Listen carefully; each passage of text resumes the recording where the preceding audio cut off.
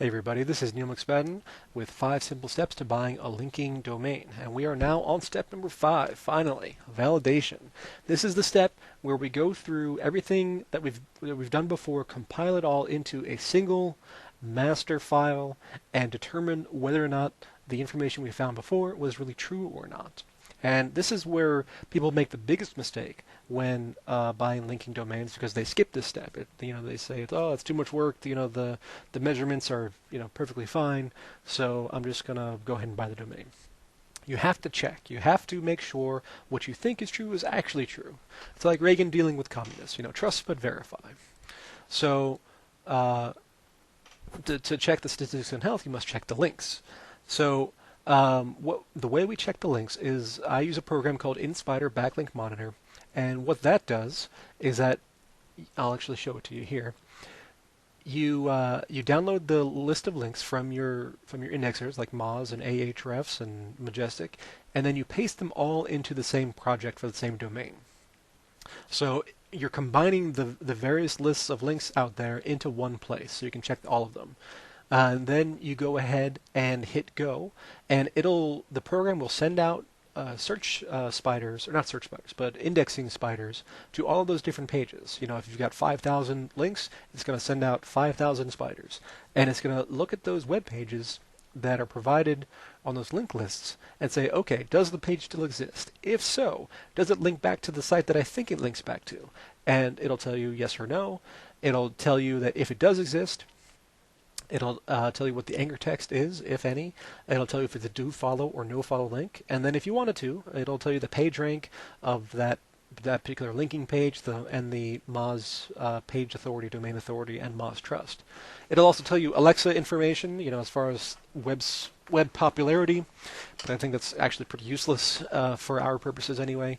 So, and then it'll also grab all kinds of other information, the IP address of that site. It'll tell you what server or what country the server is in, if possible, and it'll tell you, it'll provide an anchor text map or link list, and it'll tell you how many times that anchor text was used, what percent of all the links were used, how many domains used this particular variation of anchor text.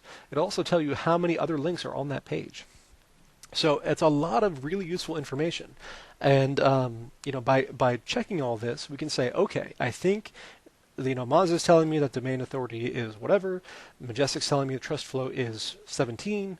Is that warranted by the results that I've found here? And you can look through all these different links that we know are still live as of today, and say, okay, I think those measurements are warranted, or no, I don't think those measurements really match what we have going on here. So after going through all this, I'm going to look at every anchor text, and I'm going to say, is there any spam that I didn't catch before?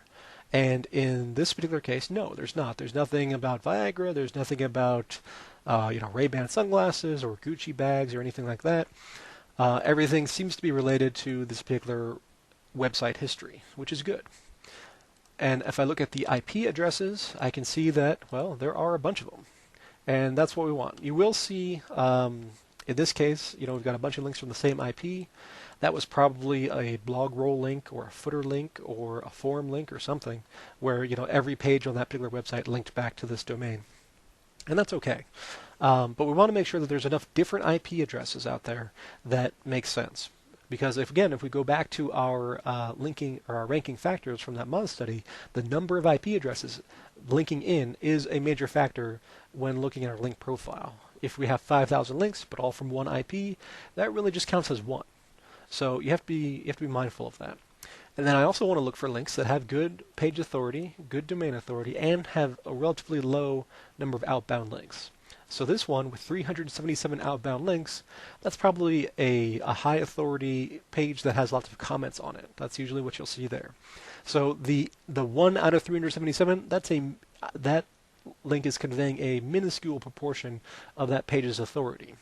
So over here we've got a page with good authority, and it only has 3 outbound links. Now, I know that the link juice is being split into thirds rather than into 377ths, so this link is going to be a nice, strong link that is going to help my linking domain.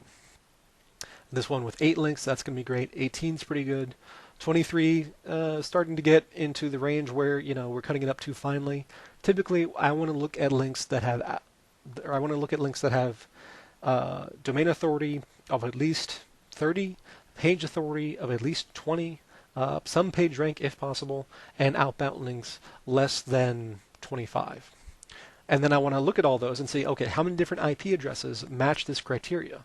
And fortunately, InSpider has a selection tool where I can determine, I can select all the links that meet my criteria. So outbound links between 0 and 25, and do follow, no follow, don't care about. Page rank or domain authority, want to say at least 30. Page authority, let's say at least 25.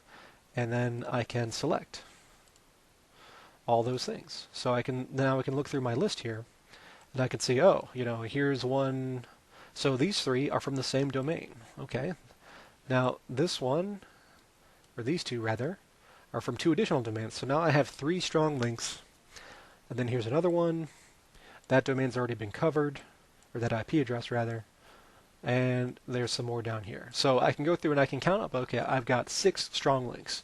Now, if I have between 6 and 10 links of a certain authority level, I know that my linking domain is going to be of that authority level. If I have 15 of a certain authority level, I know my linking domain is going to be 1 level above that. So if I'm looking at domain authority 20s, and I've got 15 of them that are good and have low outbound links, then my linking domain is going to be in the 25 to 30 range.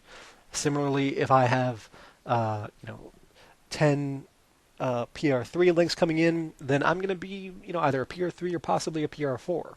So that's how we can establish how much authority my linking domain really, really has. And when you validate this information, you know without a shadow of a doubt what you're buying. Because really what we're trying to do with these linking domains is we're buying authority for our target site, or target sites, as the case may be. And you don't want to be wasting your money. So when you go through the validation step, you have not only screen everything that was garbage out, but now we're only looking at the things that are going to be the very best for your target site. So that's the 5 steps.